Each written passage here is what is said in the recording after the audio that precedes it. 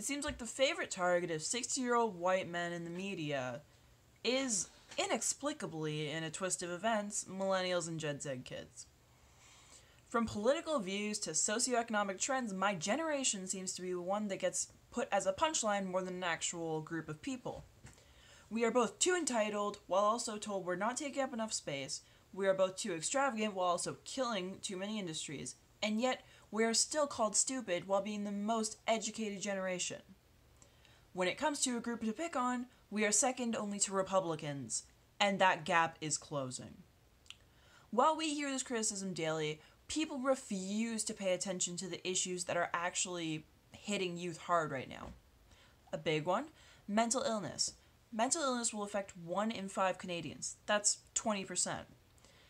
And it's not even just, I'm a little sad, it's, I have a serious mental health condition. According to Statistics Canada, youth aged 15 to 24 are the group that is most likely to be affected by this. And that shows that just this is much more real than people are saying it is for Gen Z and millennial kids.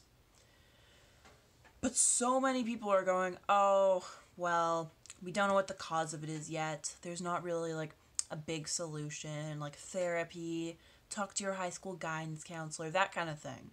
High school guidance counselors are great, but also they aren't required to have any experience in mental health.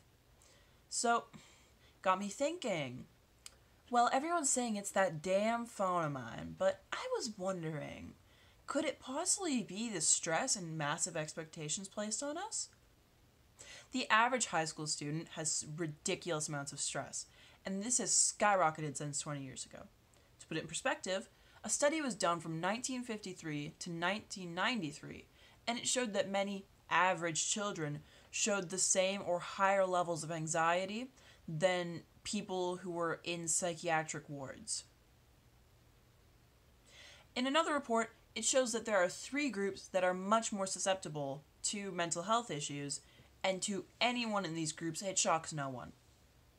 Women, those with low incomes, and millennials. I guess the constant pressure of having everything blamed on them by the media doesn't age well. Plus, most students are told that they have to keep their grades up, plan for post-secondary, make many social connections both in and outside of school, take part in community activities or extracurricular activities, stay fit, eat well, get enough sleep, plan out where they want to go in their entire lives, and yet they can't even drive themselves or vote. I'm one of them. Add in gun violence, violence against minorities, and the skyrocketing living costs literally anywhere in cities, and it looks pretty bleak. This generation gets to deal with all of that and still have endless media sources and adults telling us that we'll never be good enough.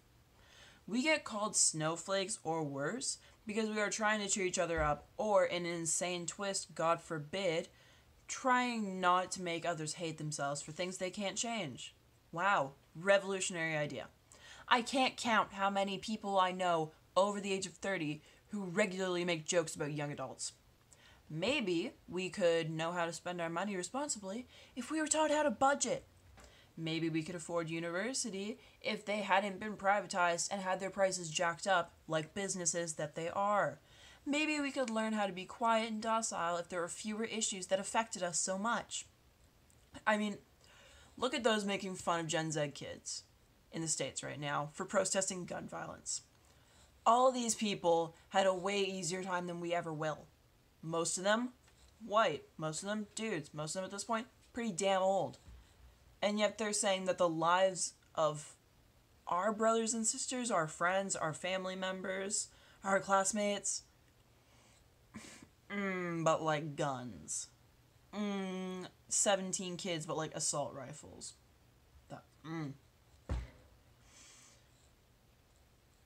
They were able to go through high school, get a part-time job that would pay decent, work relaxed hours, and put themselves through all 4 years of high school. Nowadays, that is literally a pipe dream. You can get $100,000 and still might be out. Like, It's ridiculous. And yet that's something everyone's facing because you can't get a good job now without university or college qualifications. Young adults are forced into competition against each other that they don't want to be in by older adults who have said that they enjoy watching us squirm because, oh, we didn't have it easy with technology. My generation has heard almost every insult in the book at this point because you guys are using technology to come after us. We've been called too political for our age because we want to see better gun control instead of watching our classmates get murdered. We're called too entitled for our age because after we've spearheaded multiple campaigns to help people less fortunate than us because we recognize how bad it is, and yet y'all are going to city council asking them to put spikes on benches so they can't sleep there. We've been called too sensitive for our age after we call for better rights because we hate watching our friends or getting discriminated against for who we love or the color of our skin. Not me, I'm white. We get shut down or shut up every day, and yet people are surprised when we defend ourselves or just act defeated. They're astonished. Then they call us too weak. Then they call us too lazy or too quiet. I'm proud of my generation. I'm proud of my generation because we are still fighting. We are fighting for our place on this earth and other people's place on this earth and in society because no one else is. I'm proud because I would rather be called too political or sensitive now than be called too docile, apathetic, ignorant, or weak in history books. I mean, we've grown up hearing about how the victors will write the history books and that we'll never be on top.